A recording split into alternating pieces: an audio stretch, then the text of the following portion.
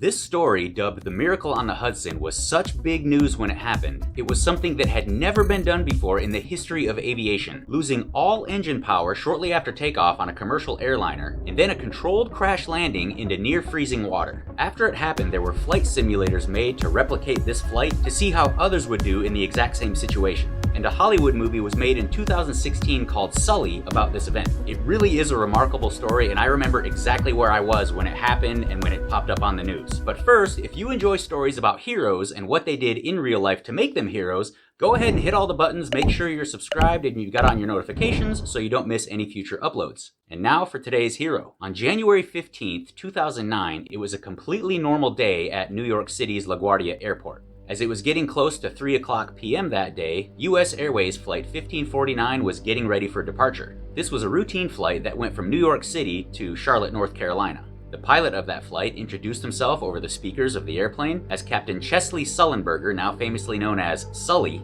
as well as First Officer Jeffrey Skiles. Sully had gotten his pilot's license when he was just 16 years old, and he also served in the Air Force as a fighter pilot. At this point in his career, he had nearly 20,000 hours of total flying time, including 4,756 hours on the Airbus A320 aircraft, which was the aircraft that he was piloting on this day. The First Officer Jeffrey Skiles had over 20,000 hours of total flying time, but only 37 hours of which were on the A320 because he was newly transferred to this aircraft type. So around 3 o'clock p.m. that day, this flight was taxiing away from the boarding gate, slowly making its way to the beginning of the runway for takeoff. The passengers on this flight, of course, were already sitting down, they were already buckled in, and the crew was going through their safety routine aboard this Airbus A320 aircraft. These safety instructions must be done before takeoff on every single commercial flight. Seat backs and tray tables must be in their fully upright and locked positions, talking about the features of the aircraft, showing and explaining how to buckle the seat belts, how to tighten them, and how to unbuckle the seat belts by lifting up the latch, showing the masks that would appear from above just in case if there was any change in cabin pressure, pointing out the emergency exits, which there were 8 on this plane, 2 that were in the front,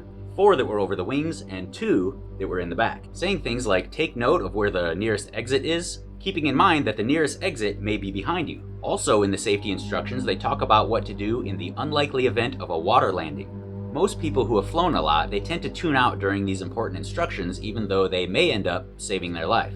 So the crew, once they finish their safety routine, they also get to their seats and they buckle themselves in. And at 3:24 p.m., U.S. Airways Flight 1549 was cleared for takeoff on runway 4. Then at 3:25, a man named Patrick Harden, who was an air traffic controller working departures that day, was told that Cactus 1549 was the next departure cleared for takeoff. Cactus is the call sign for U.S. Airways, so when you listen to the recordings of this flight and you hear them say Cactus 1549, that's what that means. First Officer Skiles was flying takeoff that day. So when they're cleared for takeoff, they're at the beginning of the runway, the airplane is given power, and this Airbus A320 is gaining speed, getting faster and faster. It speeds down the runway, it goes nose up, and it takes off from LaGuardia Airport. The weather on this day was great for flying. It was very clear, they had maximum visibility of 10 miles. The takeoff was completely normal, they're nose up, they're climbing, they're gaining altitude, and everything was completely fine on this flight until about 90 seconds in, when they were about 4.5 miles away from the airport already and their altitude was just under 3,000 feet. This was when everybody on board heard a loud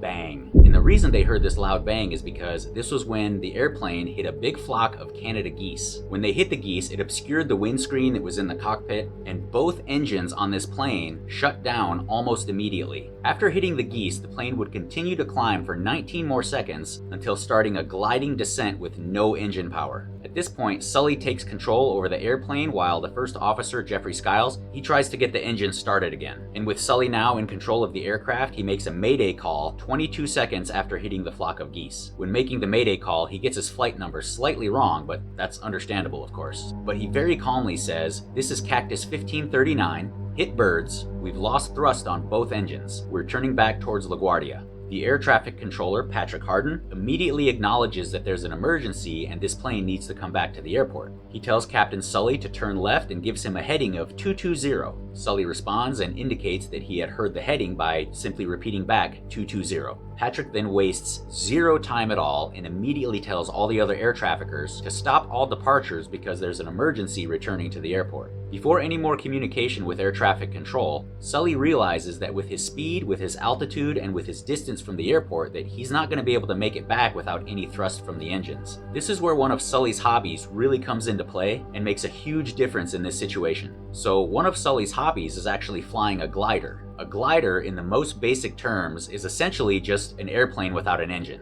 It's flying, but it's gliding through the air with no thrust. Of course, there's a little bit more to it than that, but you can feel free to look that up if you want more information on what a glider is and how to fly a glider, but basically that's what a glider is. And even though this big commercial aircraft is of course not a glider, this is not Sully's first time flying without any engines, and I'm certain that this was a factor in how he was able to remain so calm. Patrick transmits to Sully and asks if he wants to try to land on runway 13. Sully then responds and says very calmly, "We're unable. We may end up in the Hudson." Take a listen. Package 1529, do you want to try to land runway 13?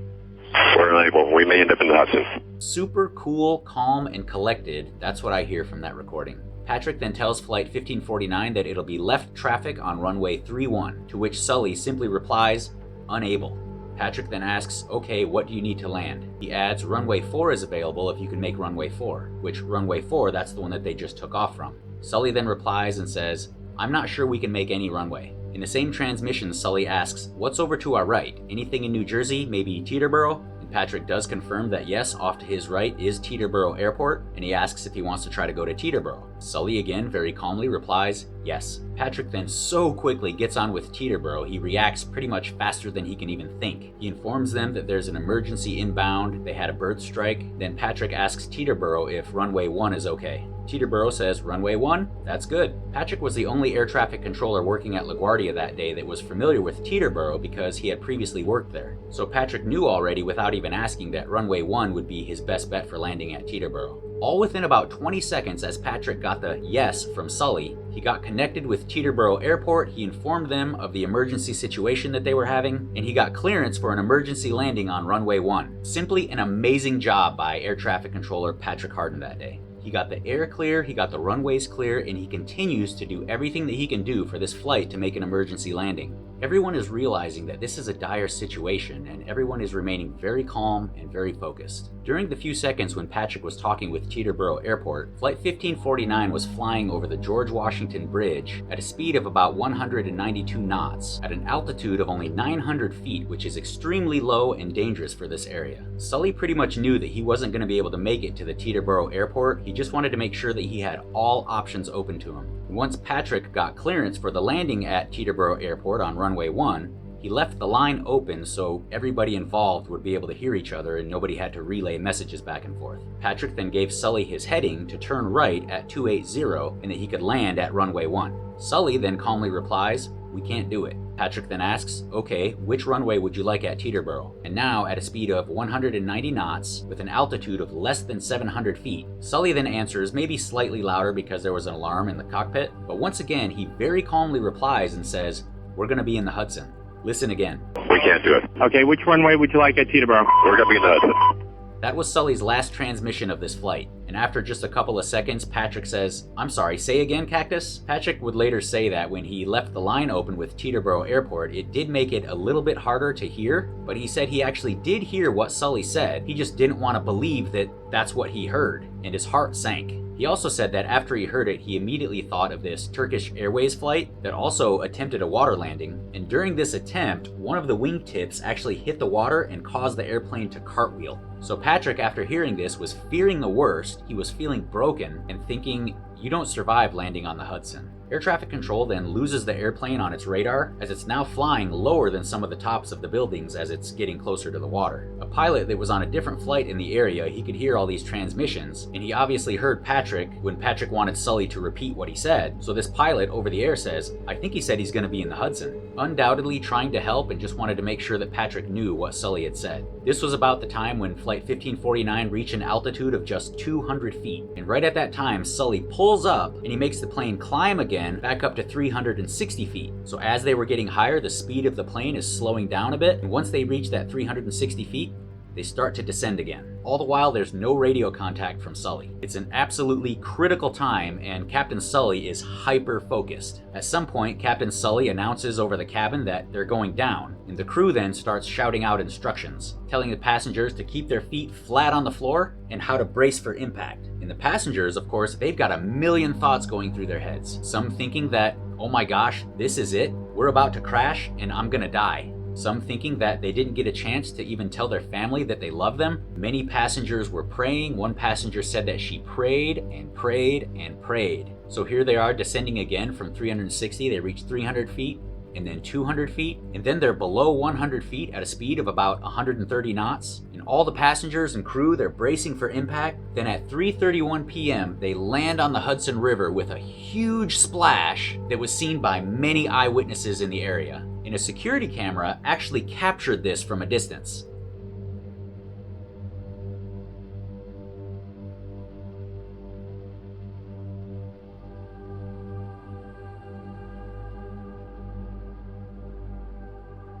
Once the plane comes to a rest in the water, the evacuation begins. The passengers are evacuated out over the wings and on the emergency slides. And due to some damage to the fuselage, upon landing as well as an open door in the back, freezing cold water starts to come into the cabin, making the evacuation a little bit harder, a little bit slower, but everybody manages to exit the plane. Most of the passengers are now out standing on the wings of the plane, and some of them are standing in water. The water temperature at this time was a very cold 41 degrees Fahrenheit.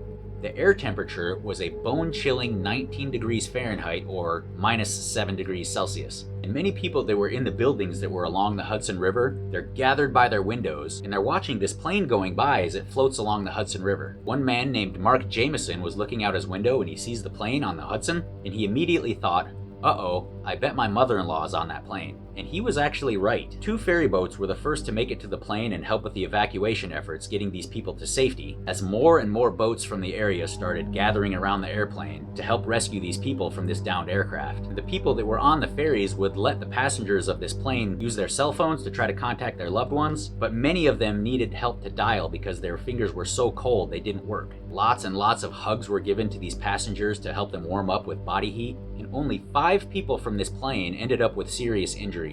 4 passengers that had to spend more than 48 hours in the hospital, and 1 crew member, a flight attendant named Doreen Welsh. She was injured when, upon landing on the Hudson, there was a metal rod that came up through the floorboards in the cabin, and she got a serious gash on her leg from that metal bar. But thanks to Captain Sullenberger's quick thinking, vast experience, and mad skills, all 155 people aboard that plane survived. There's a lot of first-hand accounts that you can find online from passengers and from eyewitnesses. Of course, I can't share them all, otherwise this would be an extremely long video, but I do want to share a couple of them. So when the engines went out and didn't have any more thrust, there were passengers that still felt like everything was going to be fine. And of course, there were passengers that really thought that they were going to die. One passenger, a lady that said that she was actually terrified of flying, said that she had always associated a plane crash with a lot of turbulence and with nosediving to the ground. But after the plane hit the birds and both engines went out, she said it was very quiet, it was very calm, and it just felt very peaceful. And that's what made her feel like everything was going to be okay. And because of the peace that she felt, this lady, the one that said she was terrified of flying, was able to help calm her seatmates because of the peace that she was feeling for herself.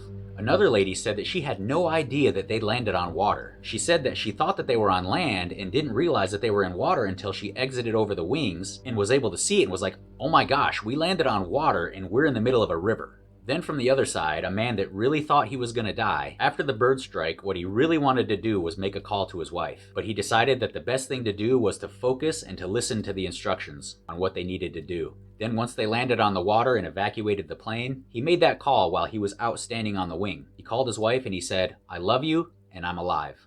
Like I said, there are many more accounts, and if you want to look them up, they're not hard to find. Also, I'm going to go ahead and leave a link in the description and also in the pinned comment to the full air traffic recording of this flight in case any of you want to listen to that full recording.